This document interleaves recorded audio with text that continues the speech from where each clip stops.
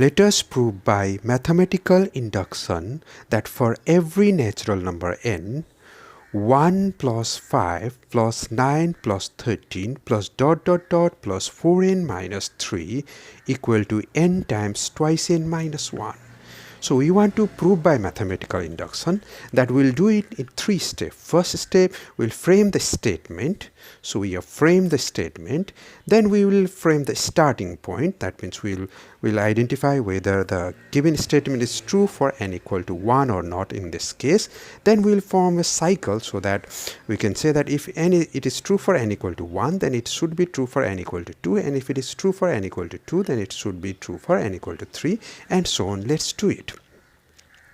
So let Pn be the statement 1 plus 5 plus 9 plus 13 plus dot dot dot plus 4n minus 3 equal to n times twice n minus 1, where n is a natural number. Therefore, what do you think P1 is the statement? So P1 is the statement 1 plus, if I write n equal to 1, how much is that? 4 times 1 is 4, 4 plus 4 minus 3 is 1. So 1 only. 1 equal to, if I write n equal to 1, then 1 times 2 times 1 minus 1. Is that true? Is 1 equal to 1? Yes, which is true. So we want to show the statement is true for every natural number n, but we find that it is true at least for one natural number n being 1. Let us assume that Pn is true for some k, and that is 1 plus 5 plus 9 plus dot dot dot 4k minus 3 got to be equal to k times 2k minus 1. Are we making reasonable assumption? Yes, because we see that it is true for k equal to 1. At least for one value of k, this is reasonable. Can we say that if it is true for k, then it is also true for k plus 1. So we are assuming that Pn is true for some n equal to k. So this is true. Then, so we have to show some kind of cycle that if it is true for n equal to k, then it has to be true for n equal to k plus 1. Then what is pk plus 1 is the statement. Pk plus 1 will be the statement 1 plus 5 plus 9 plus 13 plus dot dot dot plus 4k minus 3 plus 4 times k plus 1 minus 3. Then 1 plus 5 plus 9 plus 13 plus dot dot dot plus 4k minus 3. So that corresponds to n equal to k. If I take n equal to k plus 1, what I will get? So we write 4n minus 3. 4n, let me not write n. 4n minus 3, but I'll choose k plus 1 for n. Correct? Correct. K plus 1, 4 times k plus 1 minus 3. Okay, that's so far so good. So 1 plus 5 plus 9 plus dot dot plus 4k minus 3 plus 4 times k plus 1 minus 3. This is equal to, we know that this expression 1 plus 5 plus dot dot dot plus 4k minus 3. This expression by our assumption is equal to, by our assumption, the assumption is equal to k times 2k minus 1. Once again, this is equal to k times 2k minus 1 by our induction assumption. By our induction assumption. We are assuming it to be true. Induction assumption. If we have to prove something, we have to assume something. So we are assuming this to be true, and we found it to be true for k equal to 1. Okay, this one we copy as it is. Plus 4k plus 4 minus 3. We copy as it is.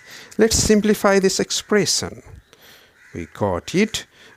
K times 2k is 2k square minus k plus 4k plus 1. Okay, so far so good.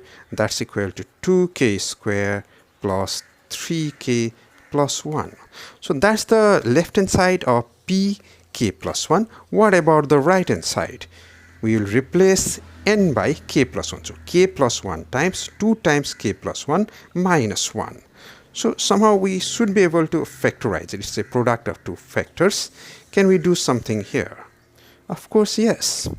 We can factorize it. 2k square, we do it by splitting the middle term. 3 can be written as 2 plus 1. Rest of the expression is it is 2k square plus 3k plus 1. That's equal to 2k square plus 2k plus k plus 1 and k square. And we can take 2k common and then 1 common, and we will be left out with k plus 1. Okay, so far so good.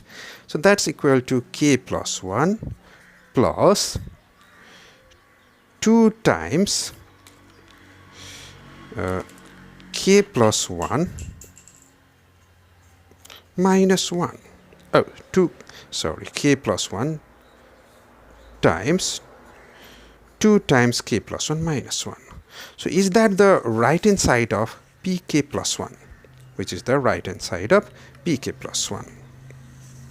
So we can say that pk plus 1 is true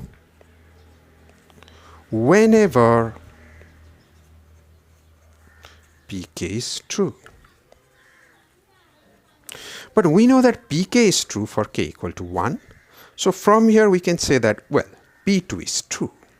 Again, once we get p2 is true, again we can choose k equal to 2 and say that, well, p3 is true. Again, if p3 is true, then we can say that p4 is true. Again, if p4 is true, then we can say that p5 is true. So that's what induction says. So by principle of mathematical induction, once again by principle of mathematical induction, Pn is true for not just n equal to 1, but n equal to 2. By this, if it is true for n equal to 1, then it is true for n equal to 2. And again, when I take k equal to 2, we find that it's true for k equal to 3. And again 4 and 5 and so on. Okay, so by principle of mathematical induction, Pn is true for n equal to this and this. That is 1 plus 5 plus 9 plus ... plus 4n minus 3 equal to n times twice n minus 1 for n equal to 1, 2, 3 and so on. And so on. We are done.